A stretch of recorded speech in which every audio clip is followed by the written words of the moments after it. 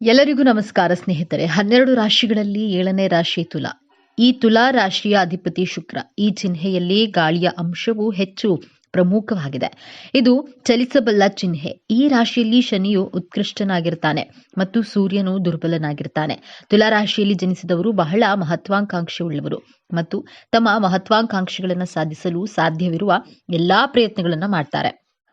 ಅವರು ಉತ್ತಮ ಕೇಳುಗರು, ಆದರೆ ಅಂತಿಮವಾಗಿ ಅವರ ಮನಸ್ಸಿನ ಧ್ವನಿಯನ್ನೇ ಕೇಳುತ್ತಾರೆ. ಅವರು ನಿಷ್ಪಕ್ಷಪಾತ ಮತ್ತು ಸಮಚಿತ್ತದಿಂದ ಕೂಡಿರುತ್ತಾರೆ. ಅವರು ಸ್ವತಂತ್ರ ಸಿದ್ಧಾಂತವನ್ನ ಹೊಂದಿದ್ದಾರೆ ಮತ್ತು ಯಾರ ಅಡಿಯಲ್ಲಿಯೂ ಕೆಲಸ ಮಾಡಲು ಇಷ್ಟಪಡುವುದಿಲ್ಲ. ಜೀವನವನ್ನ ಸಮತೋಲನ ಪಡಿಸುವಂತಹ ಕಲೆಯನ್ನ ಜನ್ಮದತ್ತ ವರವಾಗಿ ಪಡೆದುಕೊಂಡು ಹುಟ್ಟಿರುವಂತಹ ತುಲಾ ರಾಶಿ ಸ್ನೇಹಿತರೆ, ನೀವು ನಿಮ್ಮ ಜೀವನದಲ್ಲಿ ಸುಖವಾಗಿರಲು, ನೆಮ್ಮದಿಯಾಗಿರಲು, ಸಂತೋಷವಾಗಿರಲು, ಜೀವನ ಎಂಬ ಯುದ್ಧವನ್ನ ಗೆಲ್ಲಲು, ವಿಜಯ ಪತಾಕೆಯನ್ನ ಹಾರಿಸಲು ಯಾವ 5 ಪ್ರತಿಜ್ಞೆಗಳನ್ನ ಕೈಗೊಳ್ಳಬೇಕು ಎಂಬಂತಹ ಸೂಪರ್ ಇಂಟ್ರೆಸ್ಟಿಂಗ್ ವಿಚಾರಗಳನ್ನ ಈ ವಿಡಿಯೋದಲ್ಲಿ ತಿಳಿಸಿಕೊಡಲಿದ್ದೇನೆ. ನೀವು ತುಲಾ ರಾಶಿಯವರಾಗಿದ್ರೆ ಅಥವಾ ನಿಮ್ಮ ಹತ್ತಿರದವರು ತುಲಾ ರಾಶಿಯವರಾಗಿದ್ರೆ ತಪ್ಪದೆ ಈ ವಿಡಿಯೋವನ್ನ ಪೂರ್ತಿಯಾಗಿ ನೋಡಿ. ಜೈ ಶುಕ್ರದೇವ ಎಂದು ಕಾಮೆಂಟ್ ಮಾಡಿ. ಸದಾ ನಗುಮುಗದ, ಎಲ್ಲರನ್ನ ಪ್ರೀತಿಸುವ, ನ್ಯಾಯಕ್ಕಾಗಿ ಹೋರಾಡುವ, ಸಂಬಂಧಗಳೇ ಸರ್ವಸ್ವ ಎಂದು ನಂಬಿರುವಂತಹ ವ್ಯಕ್ತಿಗಳೇ ತುಲಾ ರಾಶಿಯವರು. ತುಲಾ ರಾಶಿಯವರು ಅನಿಯಮಿತ ಮನಸ್ಸನ್ನ ಹೊಂದಿದ್ದಾರೆ. ಒಂದೇ ಆಲೋಚನೆಗೆ ಅಂಟಿಕೊಳ್ಳುವುದಿಲ್ಲ. ಅವರು ವಿಮರ್ಶಾತ್ಮಕ ಸ್ವಭಾವವನ್ನ ಹೊಂದಿದ್ದಾರೆ. ತುಲಾ ರಾಶಿಯವರು ಇತರರ ಕೆಲಸಗಳನ್ನ ಮೆಚ್ಚೋದಿಲ್ಲ. ಅವರು ಮೇಲ್ನೋಟಕ್ಕೆ ಮತ್ತು ನಿರ್ಲಿಪ್ತವಾಗಿ ಮತ್ತು ಕೆಲವೊಮ್ಮೆ ನಿರ್ಣಯಿಸದ ಮತ್ತು ಸ್ವಯಂ ಭೋಗದಿಂದ ಕಾಣುತ್ತಾರೆ. ಗಾಳಿಯ ಸಂಕೇತವಾಗಿರೋದ್ರಿಂದ ಅವರು ಪ್ರಾಯೋಗಿಕವಾಗಿ ನೋಡಿದಾಗ ನಿಜ ವಾಸ್ತವವನ್ನ ಮೀರಿದ ರೀತಿಯಲ್ಲಿ ಅತಿರೇಕವಾಗಿ ಯೋಚಿಸ್ತಾರೆ. ಇವರು ಜೋರಾಗಿ ಮಾತನಾಡುವಂತಹ ಜನರಿಂದ ದೂರ ಹೋಗ್ತಾರೆ. ಯಾವುದೇ ಬಾಹ್ಯ ಸವಾಲನ್ನ ಎದುರಿಸುವಂತಹ ಸ್ವಾಭಾವಿಕ ಶಕ್ತಿ ಇವರಲ್ಲಿದೆ.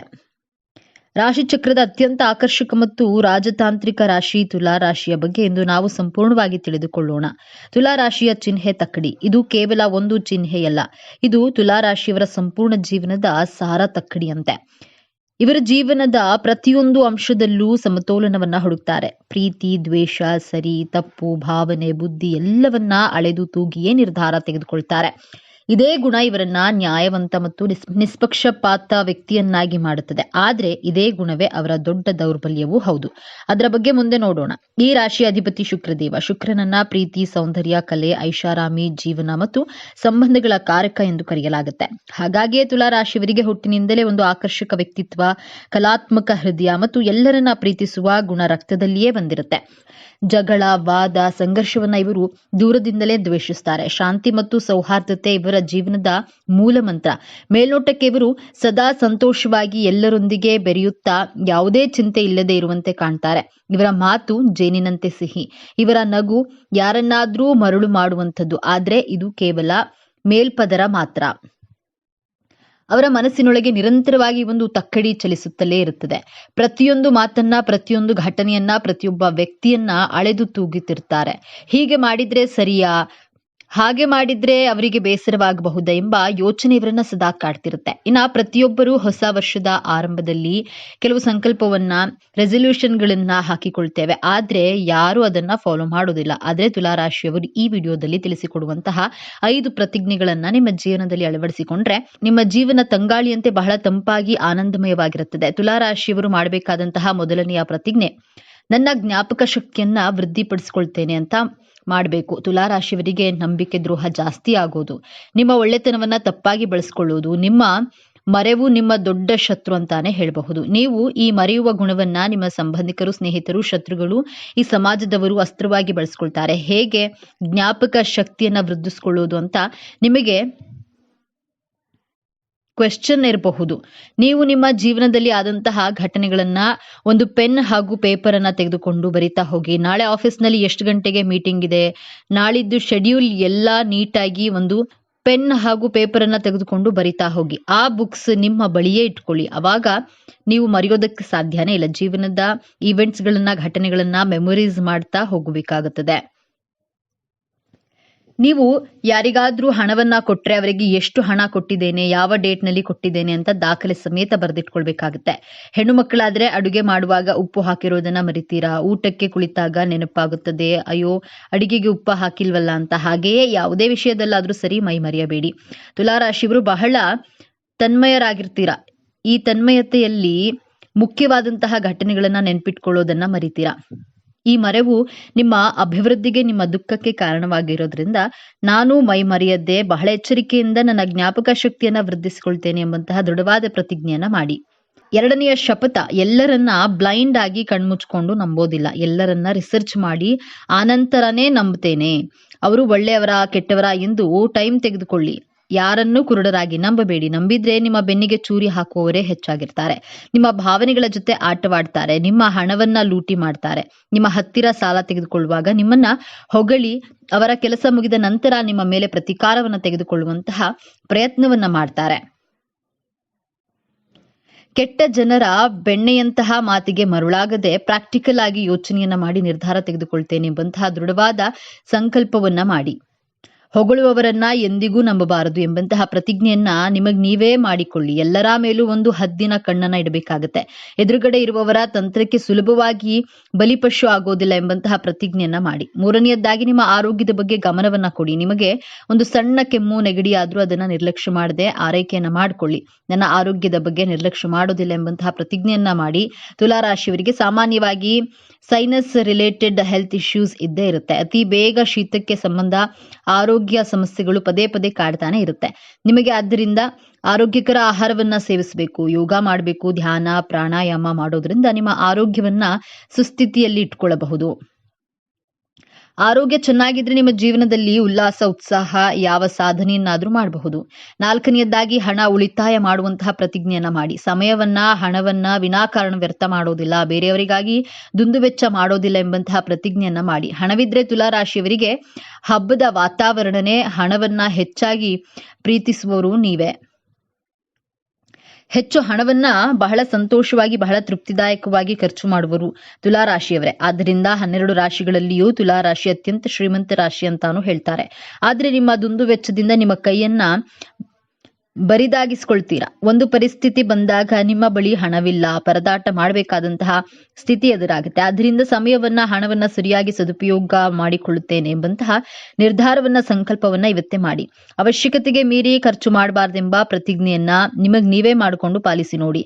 ಐದನೆಯ ಪ್ರತಿಜ್ಞೆ, ತುಲಾರಾಶಿಯವರು ಎದುರುಗಡೆ ಇರುವವರಿಗೆ ಬಹಳ ಬೇಗ ಆಕರ್ಷಿತರಾಗುವಂತಹ ಅವರ ಪ್ರೀತಿಯಲ್ಲಿ ಅತಿ ಸುಲಭವಾಗಿ ಬೀಳ್ತೀರಾ. ನಿಮ್ಮ ಈ ಗುಣವನ್ನ ನಿಮ್ಮ ಎದುರುಗಡೆಯವರು ದುರುಪಯೋಗ ಪಡಿಸಿಕೊಂಡು ನಿಮ್ಮಿಂದ ದೂರವಾಗ್ತಾರೆ. ಇಂತಹ ಪರಿಸ್ಥಿತಿಯಲ್ಲಿ ನೀವು ಮಾನಸಿಕವಾಗಿ ಹೋಗ್ತೀರಾ. ನಿಮ್ಮ ಪ್ರೀತಿ, ಕರುಣೆ, ಸಹಾನುಭೂತಿ ಈ ಗುಣಗಳಿಂದ ನೀವೇ ಕಷ್ಟದ ಪರಿಸ್ಥಿತಿಯಲ್ಲಿ ಸಿಕ್ಕಿ ಹಾಕಿಕೊಳ್ತೀರಾ. ನಂತರ ಈ ಜಗತ್ತನ್ನ ದೂಷಿಸ್ತೀರಾ. ನಿಮ್ಮ ಮನಸ್ಸಿನ ಪರಿವರ್ತನೆ ಮಾಡಿಕೊಳ್ಳುವಂತಹ ಪ್ರಯತ್ನವನ್ನ ಮಾಡಿ. ನಿಮ್ಮ ಮನಸ್ಸಿಗೆ ಪರಿಸ್ಥಿತಿಯನ್ನ ಅರ್ಥ ಮಾಡಿಸಿ. ನಿಮ್ಮ ಮನಸ್ಸನ್ನ ನಿಮ್ಮ ಹಿಡಿತದಲ್ಲಿ ಇಟ್ಕೊಳ್ಳೋದನ್ನ ಕಲಿತ್ರೆ ನೀವು ಗೆಲ್ಲೋದನ್ನ, ಸಂತೋಷವಾಗಿರೋದನ್ನ ತಡೆಯಲು ಯಾರಿಂದಲೂ ಸಾಧ್ಯವಿಲ್ಲ ಎಂದು 12 ರಾಶಿಗಳಲ್ಲಿ 7ನೇ ರಾಶಿ ತುಲಾ. ಈ ರಾಶಿಯ ಅಧಿಪತಿ ಶುಕ್ರ. ಈ ಚಿಹ್ನೆಯಲ್ಲಿ ಗಾಳಿಯ ಅಂಶವು ಹೆಚ್ಚು ಪ್ರಮುಖವಾಗಿದೆ. ಇದು ಚಲಿಸಬಲ್ಲ ಚಿಹ್ನೆ. ಈ ರಾಶಿಯಲ್ಲಿ ಶನಿಯು ಉತ್ಕೃಷ್ಟನಾಗಿರ್ತಾನೆ ಮತ್ತು ಸೂರ್ಯನು ದುರ್ಬಲನಾಗಿರ್ತಾನೆ. ತುಲಾರಾಶಿಯಲ್ಲಿ ಜನಿಸಿದವರು ಬಹಳ ಮಹತ್ವಾಕಾಂಕ್ಷೆಯುಳ್ಳವರು ಮತ್ತು ತಮ್ಮ ಮಹತ್ವಾಕಾಂಕ್ಷೆಗಳನ್ನು ಸಾಧಿಸಲು ಸಾಧ್ಯವಿರುವ ಎಲ್ಲಾ ಪ್ರಯತ್ನಗಳನ್ನು ಮಾಡ್ತಾರೆ. ಅವರು ಉತ್ತಮ ಕೇಳುಗರು, ಆದರೆ ಅಂತಿಮವಾಗಿ ಅವರ ಮನಸ್ಸಿನ ಧ್ವನಿಯನ್ನೇ ಕೇಳ್ತಾರೆ.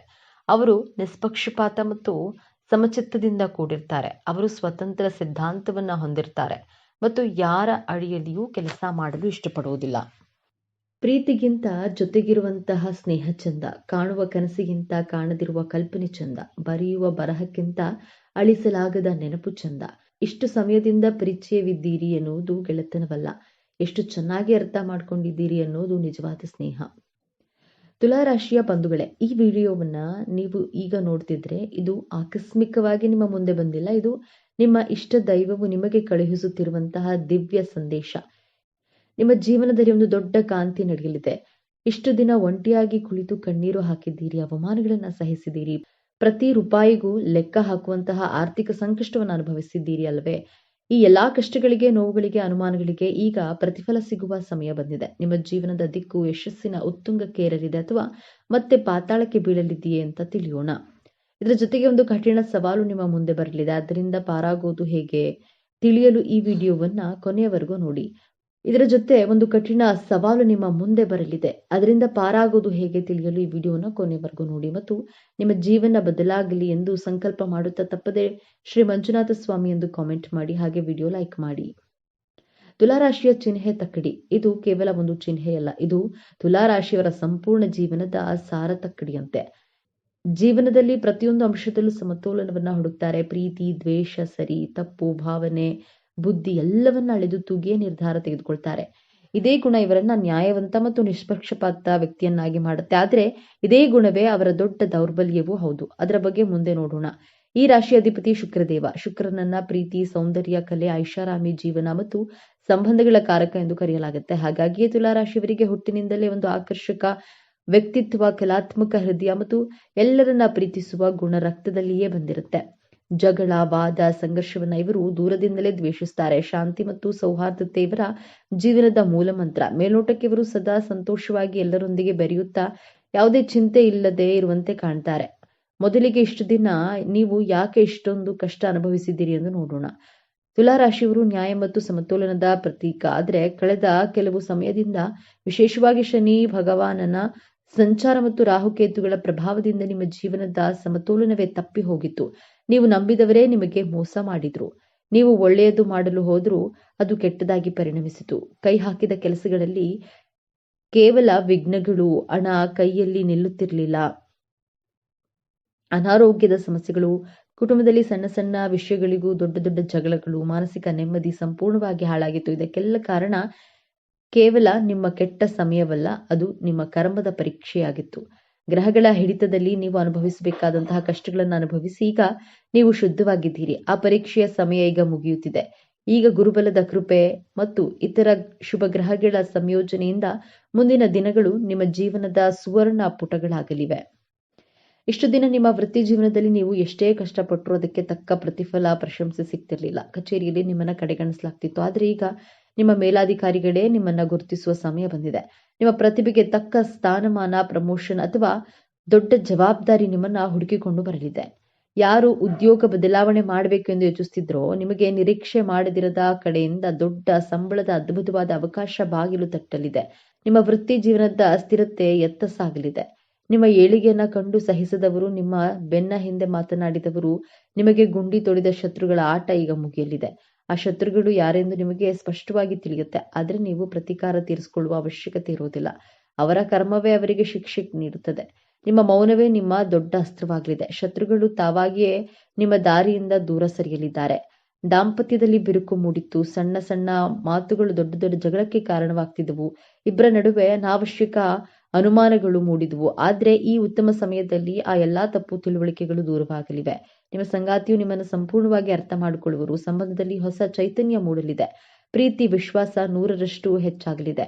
ಅವಿವಾಹಿತರಿಗೆ ಕಂಕಣ ಭಾಗ್ಯ ಕೂಡಿ ಬಂದು ಬಹಳ ಉತ್ತಮವಾದ ಸಂಬಂಧಗಳು ನಿಶ್ಚಯವಾಗುವ ಯೋಗವಿದೆ. ನಿಮ್ಮ ಮಕ್ಕಳ ವಿದ್ಯಾಭ್ಯಾಸದ ಬಗ್ಗೆ ನಿಮಗೆ ದೊಡ್ಡ ಚಿಂತೆಯಾಗಿತ್ತು. ಅವರ ಹಠಮಾರಿತನ, ಓದಿನಲ್ಲಿ ಗಮನ ಇಲ್ಲದಿರುವುದು ನಿಮ್ಮನ್ನ ಕಾಡ್ತಿತ್ತು. ಇದೀಗ ಅವರಲ್ಲಿ ಅದ್ಭುತವಾದ ಸಕಾರಾತ್ಮಕ ಬದಲಾವಣೆಯನ್ನ ಕಾಣುವಿರಿ. ಅವರೇ ಜವಾಬ್ದಾರಿಯಿಂದ ಓದಲು ಪ್ರಾರಂಭಿಸ್ತಾರೆ, ಉತ್ತಮ ಫಲಿತಾಂಶಗಳನ್ನು ತರ್ತಾರೆ. ಇನ್ನ ಸಂತಾನ ಭಾಗ್ಯಕ್ಕೆ ಕಾಯ್ತಿದ್ದ ತುಲಾರಾಶಿಯ ದಂಪತಿಗಳಿಗೆ ನಿಮ್ಮ ಪ್ರಾರ್ಥನೆ ದೇವರಿಗೆ ತಲುಪಿದೆ. ಶುಭ ಸುದ್ದಿಯನ್ನ ನೀವು ಕೇಳುವ ಸಾಧ್ಯತೆ ಅತ್ಯಂತ ಪ್ರಬಲವಾಗಿದೆ.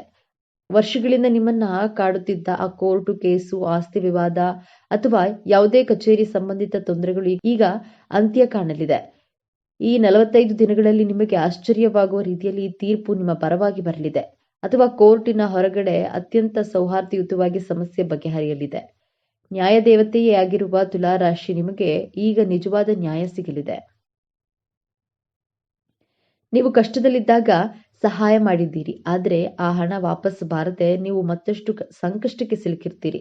ನೀವು ಕೊಟ್ಟ ಹಣವನ್ನ ಮರೆತೇ ಬಿಟ್ಟಿದ್ದೀರಿ. ಆದ್ರೆ ಈಗ ಯಾರು ನಿಮಗೆ ಹಣ ವಾಪಸ್ ಕೊಡಬೇಕಿತ್ತೋ ಅವರೇ ನಿಮ್ಮನ್ನ ಹುಡುಕಿಕೊಂಡು ಬಂದು ನಿಮ್ಮ ಹಣವನ್ನ ಮರಳಿಸಲಿದ್ದಾರೆ. ಮುಳುಗಿ ಹೋದ ಹಣ ವಾಪಸ್ ಬರುವುದು ಖಚಿತ. ಹೌದು, ನೀವು ಸರಿಯಾಗಿ ಕೇಳಿದ್ದೀರಿ. ನಿಮಗೆ ಅನಿರೀಕ್ಷಿತ ಮೂಲಗಳಿಂದ ಧನಾಗಮನವಾಗಲಿದೆ. ಅದು ಪಿತ್ರಾರ್ಜಿತ ಆಸ್ತಿಯಿಂದ ಬರಬಹುದು, ಹಳೆಯ ಹೂಡಿಕೆಯಿಂದ ಮೂಲಕ ಬರಬಹುದು, ಅಥವಾ ಲಾಟರಿ, ಷೇರು ಮಾರುಕಟ್ಟೆಯಿಂದಲೂ ಲಾಭವಾಗುವ ಸಾಧ್ಯತೆ ಇದೆ. ನಿಮ್ಮ ಆರ್ಥಿಕ ಮುಗ್ಗಟ್ಟು ಸಂಪೂರ್ಣವಾಗಿ ದೂರವಾಗಿ ಹಣದ ಹರಿವು ಹೆಚ್ಚಾಗಲಿದೆ. ವ್ಯಾಪಾರದಲ್ಲಿ ನಿಂತ ನೀರಾಗಿದ್ದ ಪರಿಸ್ಥಿತಿ ಈಗ ಬದಲಾಗಲಿದೆ. ಹೊಸ ಗ್ರಾಹಕರು, ಹೊಸ ಒಪ್ಪಂದಗಳು, ವ್ಯಾಪಾರ ವಿಸ್ತರಣೆಗೆ ಉತ್ತಮ ಅವಕಾಶಗಳು ನಿಮ್ಮನ್ನ ಅರಸಿ ಬರಲಿವೆ.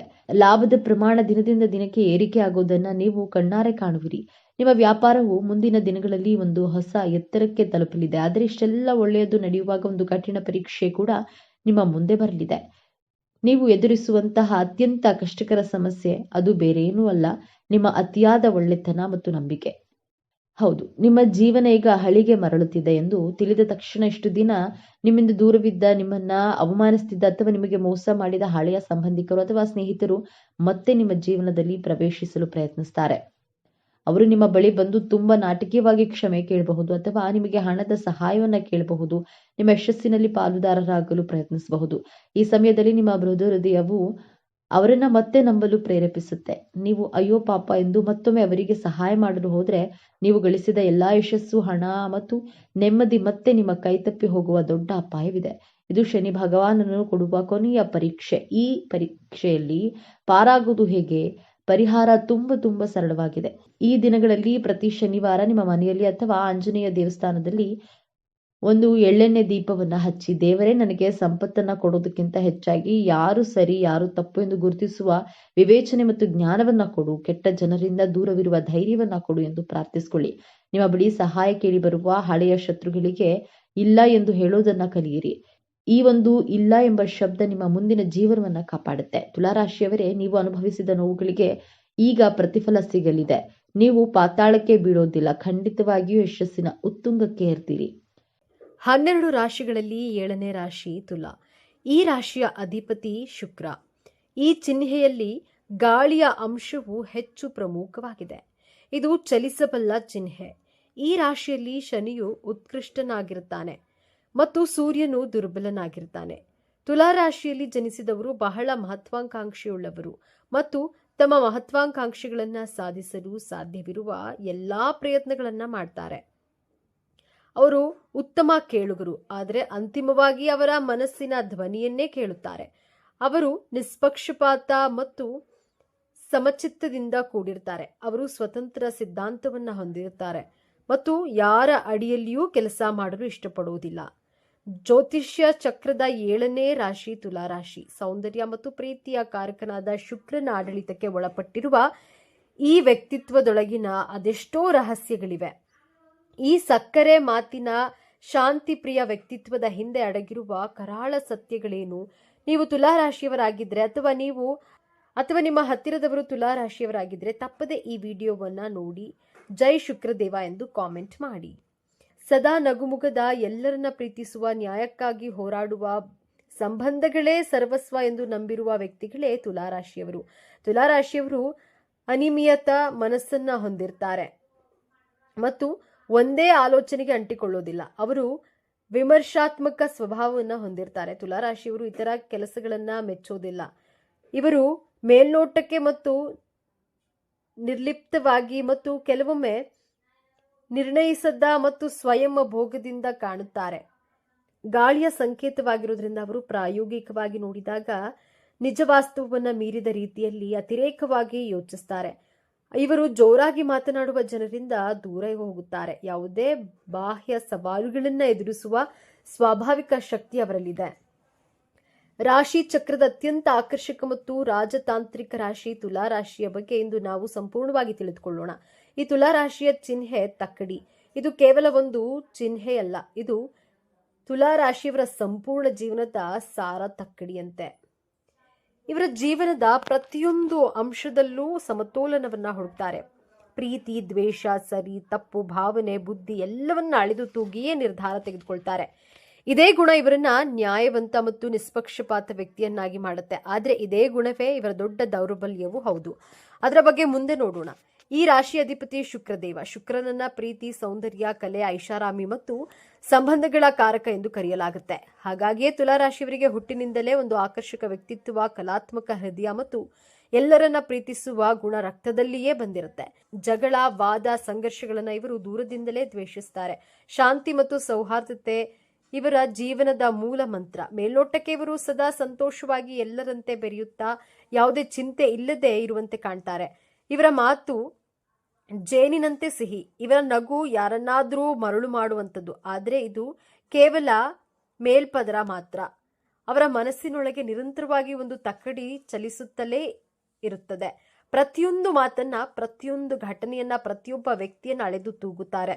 ಹೀಗೆ ಮಾಡಿದ್ರೆ ಸರಿಯೇ, ಹಾಗೆ ಮಾಡಿದ್ರೆ ಸರಿಯೇ, ಅವರಿಗೆ ಬೇಸರವಾಗಬಹುದಾ ಎಂಬ ಯೋಚನೆ ಇವರನ್ನ ಸದಾ ಕಾಡ್ತಿರುತ್ತೆ. ಸಾಮಾನ್ಯವಾಗಿ ಎಲ್ಲರೂ ಅಂದುಕೊಳ್ಳೋದು ತುಲಾರಾಶಿಯವರು ಎಲ್ಲರನ್ನ ಇಷ್ಟಪಡ್ತಾರೆ, ಎಲ್ಲರೊಂದಿಗೂ ಚೆನ್ನಾಗಿರ್ತಾರೆ ಎಂದು. ಆದ್ರೆ ಇಲ್ಲಿದೆ ನೋಡಿ ಮೊದಲ ತಿರುವು. ತುಲಾರಾಶಿಯವರು ಎಲ್ಲರನ್ನ ಮೆಚ್ಚಿಸಲು ಹೋಗಿ ತಮ್ಮನ್ನ ತಾವೇ ಕಳೆದುಕೊಳ್ತಾರೆ. ಹೌದು, ಇವರಿಗೆ ಇಲ್ಲ ಎಂದು ಹೇಳಲು ಬರೋದಿಲ್ಲ. ಬೇರೆಯವರಿಗೆ ಬೇಸರವಾಗುತ್ತದೆ ಎಂಬ ಕಾರಣಕ್ಕೆ ತಮಗೆ ಇಷ್ಟವಿಲ್ಲದಿದ್ರೂ ಅನೇಕ ಕೆಲಸಗಳಿಗೆ ಒಪ್ಪಿಕೊಳ್ತಾರೆ. ಸಂಘರ್ಷವನ್ನ ತಪ್ಪಿಸುವ ಸಲುವಾಗಿ ತಮ್ಮ ಅಭಿಪ್ರಾಯವನ್ನ ಬದಿಗಿಟ್ಟು ಬೇರೆಯವರ ಮಾತಿಗೆ ಹೌದು ಎನ್ನುತ್ತಾರೆ. ಇದರಿಂದ ಇವರನ್ನ ಅನೇಕರು ಸುಲಭವಾಗಿ ತಮ್ಮ ಅನುಕೂಲಕ್ಕೆ ಬಳಸಿಕೊಳ್ಳುವ ಸಾಧ್ಯತೆ ಹೆಚ್ಚು.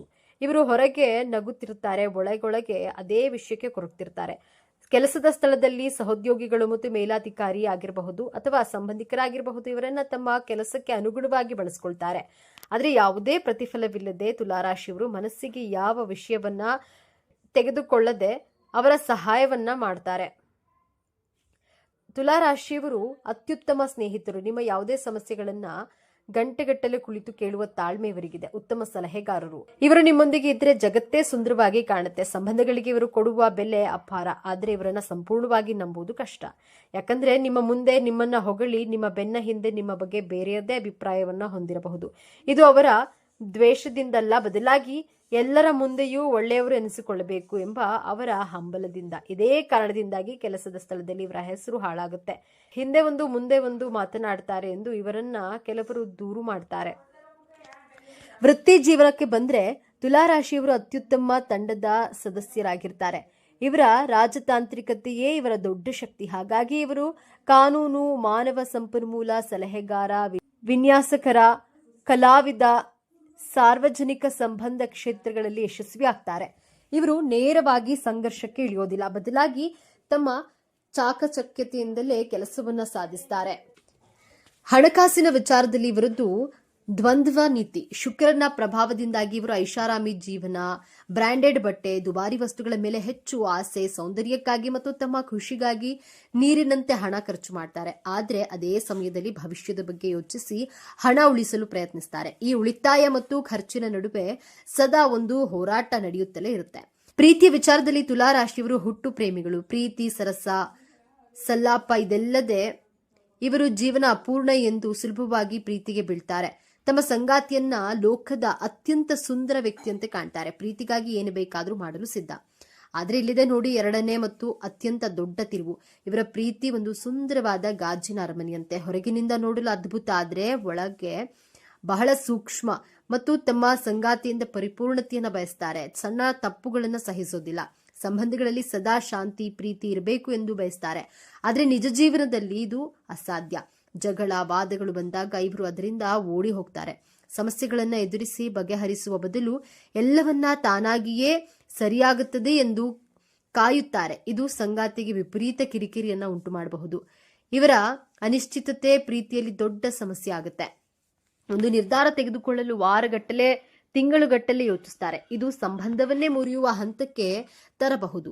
ತುಲಾರಾಶಿಯವರ ದೌರ್ಬಲ್ಯಗಳೇನು ಎಂದು ನೋಡೋದಾದ್ರೆ ಇದು ಇವರ ಅತಿ ದೊಡ್ಡ ಶತ್ರು. ಸಣ್ಣ ವಿಚಾರದಿಂದ ಹಿಡಿದು ದೊಡ್ಡ ನಿರ್ಧಾರದವರೆಗೂ ಗೊಂದಲದಲ್ಲೇ ಇರ್ತಾರೆ. ಸಂಘರ್ಷದಿಂದ ಓಡಿ ಹೋಗುವುದು, ಸಮಸ್ಯೆಗಳನ್ನ ಎದುರಿಸಲು ಹೆದರುತ್ತಾರೆ. ಎಲ್ಲರನ್ನ ಖುಷಿಯಾಗಿಡಲು ಹೋಗಿ ತಮ್ಮನ್ನ ತಾವು ಕಳೆದುಕೊಳ್ತಾರೆ. ಶುಕ್ರನ ಪ್ರಭಾವದಿಂದ ಕೆಲವೊಮ್ಮೆ ಆರಾಮದಾಯಕ ಜೀವನಕ್ಕೆ ಹೆಚ್ಚು ಒತ್ತು ನೀಡಿ ಕಷ್ಟಪಟ್ಟು ಕೆಲಸ ಮಾಡೋದ್ರಿಂದ ವಿಮುಖರಾಗ್ತಾರೆ. ಇವರಿಗೆ ಅನ್ಯಾಯವಾದ್ರೆ ಅದನ್ನ ಎಂದಿಗೂ ಮರೆಯೋದಿಲ್ಲ. ಹೊರಗೆ ನಗುತ್ತಾ ಮಾತನಾಡೋದ್ರು ಒಳಗೊಳಗೆ ಆ ನೋವನ್ನ ಇಟ್ಕೊಂಡು ಸರಿಯಾದ ಸಮಯಕ್ಕೆ ತಮ್ಮ ರೀತಿಯಲ್ಲಿ ಸೇಡು ತೀರಿಸಿಕೊಳ್ಳಬಹುದು.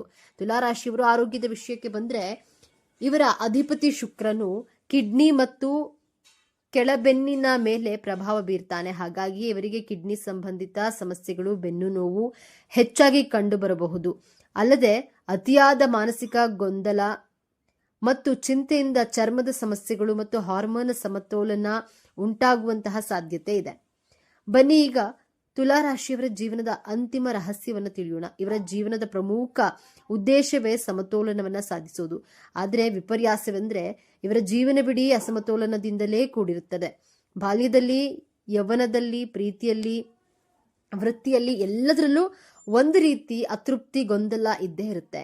ಇವರ ಜೀವನದ ನಿಜವಾದ ಪಯಣ ಆರಂಭವಾಗುವುದೇ ಯಾವಾಗ ಬೇರೆಯವರನ್ನ ಮೆಚ್ಚಿಸೋದನ್ನ ಬಿಟ್ಟು ತಮಗಾಗಿ ಬದುಕಲು ಕಲಿಯುತ್ತಾರೋ, ಆಗ ಯಾವಾಗ ಇಲ್ಲ ಎಂದು ಹೇಳಲು ಕಲಿಯುತ್ತಾರೋ, ಯಾವಾಗ ಸಂಘರ್ಷವನ್ನ ಎದುರಿಸಲು ಧೈರ್ಯ ಮಾಡ್ತಾರೋ, ಯಾವಾಗ ತಮ್ಮ ನಿರ್ಧಾರವನ್ನ ತಾವೇ ತೆಗೆದುಕೊಳ್ತಾರೋ, ಆಗಲೇ ಇವರ ಜೀವನ ಒಂದು ಸ್ಥಿರತೆಗೆ ಬರುತ್ತದೆ. ಇದು ಸಾಮಾನ್ಯವಾಗಿ ಮಧ್ಯ ವಯಸ್ಸಿನ ನಂತರವೇ ಸಾಧ್ಯವಾಗುತ್ತದೆ. ಇವರ ಜೀವನದ ಹೋರಾಟವೇ ಹೊರಗಿನ ತಕ್ಕಡಿಯನ್ನ ಬಿಟ್ಟು ಒಳಗಿನ ಆತ್ಮದ ಧ್ವನಿಯನ್ನ ಕೇಳುವುದು. ತುಲಾರಾಶಿಯವರು ತಮ್ಮ ಜೀವನವನ್ನ ಉತ್ತಮಪಡಿಸಿಕೊಳ್ಳಲು ಕೆಲವು ಸಲಹೆಗಳನ್ನ, ಸಣ್ಣ ಸಣ್ಣ ವಿಚಾರಗಳಲ್ಲಾದರೂ ಬೇಗ ನಿರ್ಧಾರ ತೆಗೆದುಕೊಂಡು ಅದಕ್ಕೆ ಬದ್ಧರಾಗಿರಿ. ಬೇರೆಯವರಿಗೆ ಬೇಸರವಾಗುತ್ತೆ ಎಂದು ಸುಮ್ಮನಿರಬೇಡಿ. ನಿಮ್ಮ ಅನಿಸಿಕೆಯನ್ನ ಗೌರವಯುತವಾಗಿ ತಿಳಿಸಿ. ವ್ಯಾಯಾಮ ಮತ್ತು ಧ್ಯಾನ ಮಾಡಿ. ಇದು ನಿಮ್ಮ ದೈಹಿಕ ಮತ್ತು ಮಾನಸಿಕ ಸಮತೋಲನಕ್ಕೆ ಅತ್ಯಗತ್ಯ. ಶುಕ್ರವಾರದಂದು ಲಕ್ಷ್ಮೀ ದೇವಿಯನ್ನ ಪೂಜಿಸಿ. ಬಿಳಿ ಬಣ್ಣದ ಹೂವು ಅರ್ಪಿಸೋದ್ರಿಂದ ಶುಕ್ರನ ಅನುಗ್ರಹ ದೊರೆಯುತ್ತೆ. ಸಕ್ಕರೆ, ಹಾಲು, ಅಕ್ಕಿ ಅಥವಾ ಬಿಳಿ ಬಟ್ಟೆಯನ್ನ ದಾನ ಮಾಡುವುದು ಶುಭ. ಹಾಗಾದ್ರೆ ತುಲಾರಾಶಿ ಎಂದರೆ ಕೇವಲ ಸಕ್ಕರೆ ಮತ್ತು ಸೌಂದರ್ಯ ಮತ್ತು ನಾಟಕವಲ್ಲ. ಅವರೊಳಗೆ ನ್ಯಾಯಕ್ಕಾಗಿ ಹೋರಾಡುವ ಗುಣವಿದೆ. ಸಂಬಂಧಗಳನ್ನು ಉಳಿಸಿಕೊಳ್ಳುವಂತಹ ಹಂಬಲವಿದೆ. ಎಲ್ಲರನ್ನ ಪ್ರೀತಿಸುವ ವಿಶಾಲ ಹೃದಯವಿದೆ.